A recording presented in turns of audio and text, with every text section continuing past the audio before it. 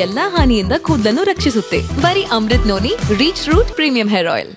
ಸಂತ್ರಸ್ತೆ ಕಿಡ್ನಾಪ್ ಕೇಸ್ನಲ್ಲಿ ಎಚ್.ಡಿ. ರೇವಣ್ಣ ಜೈಲಿನಲ್ಲಿದ್ದಾರೆ. ಪರಪ್ಪನ ಅಗ್ರಹಾರ ಜೈಲಿನಲ್ಲಿರುವಂತಹ ಎಚ್.ಡಿ. ರೇವಣ್ಣ ಅವರಿಗೆ ನಿದ್ದೆ ಇಲ್ಲ, ಊಟವೂ ಕೂಡ ಸರಿಯಾಗಿ ಸೇರ್ತಾ ಇಲ್ಲ.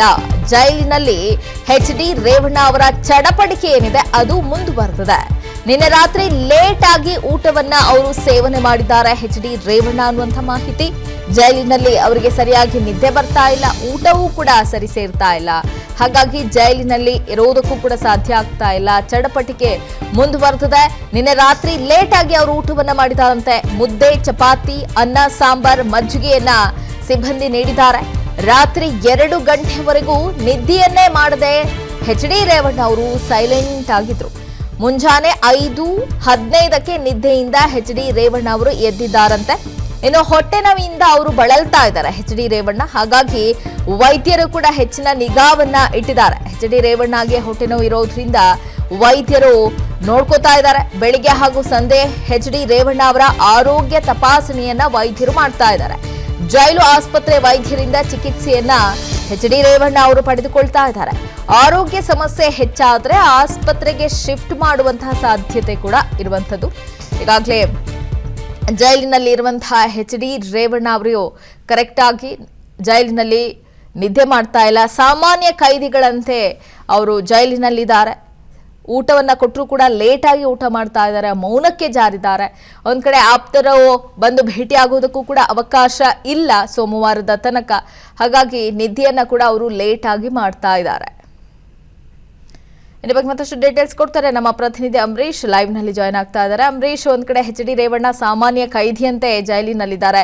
ಯಾವ ರೀತಿ ಇದೆ ಅವರ ದಿನಚರಿ? ಜೊತೆಗೆ ಆರೋಗ್ಯ ತಪಾಸಣೆಯನ್ನ ಕೂಡ ವೈದ್ಯರು ಮಾಡ್ತಾನೆ ಇದ್ದಾರೆ.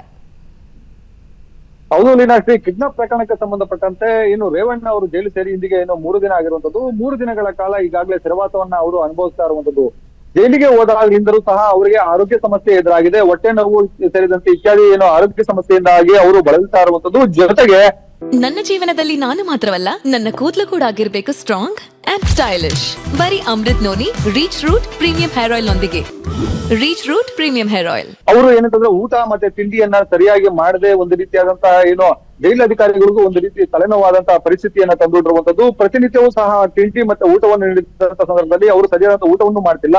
ಜೊತೆಗೆ ಆರೋಗ್ಯ ಸಮಸ್ಯೆಯಿಂದಾಗಿ ಜೈಲಾಧಿಕಾರಿಗಳಿಗೆ ಪದೇ ಪದೇ ಹೊಟ್ಟೆ ನೋವು ಕಾಣಿಸಿಕೊಳ್ತಿದೆ ಅಂತ ಮಾಹಿತಿಯನ್ನ ನೀಡ್ತಾ ಇರುವಂತದ್ದು.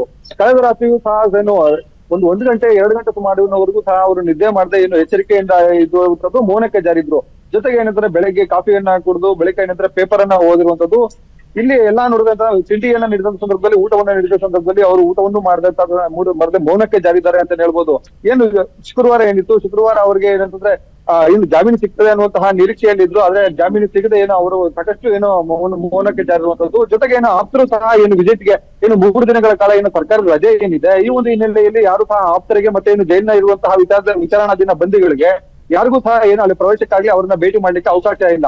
ಇದರಿಂದಲೂ ಸಹ ಸಾಕಷ್ಟು ಕುಗ್ಗಿರುವಂತದ್ದು. ಯಾರು ಸಹ ನನ್ನ ಭೇಟಿ ಮಾಡ್ಲಿಕ್ಕೆ ಬರ್ತಿಲ್ಲ. ಜೊತೆಗೆ 3 ದಿನಗಳ ಕಾಲ ರಜೆ ಇರುವಂತದ್ದು. ಈ ಒಂದು ಹಿನ್ನೆಲೆಯಲ್ಲಿ ಅವರು ಮಾನಸಿಕವಾಗಿ ಕುಗ್ಗಿದ್ದಾರೆ ಅಂತಾನೆ ಹೇಳ್ಬೋದು.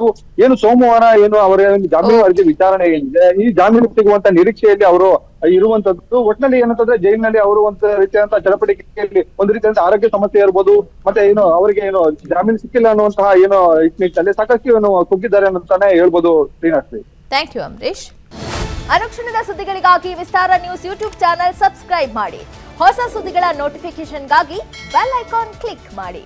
ಲೇಟೆಸ್ಟ್ ಅಪ್ಡೇಟ್ಸ್ಗಾಗಿ www.vistaranews.com ವೆಬ್ಸೈಟ್ಗೆ ವಿಸಿಟ್ ಮಾಡಿ. ಅಂಗೈಯಲ್ಲೇ ಜಗತ್ತಿನ ಸುದ್ದಿ ತಿಳಿಯಲು Vistara news Kannada app download ಮಾಡಿ.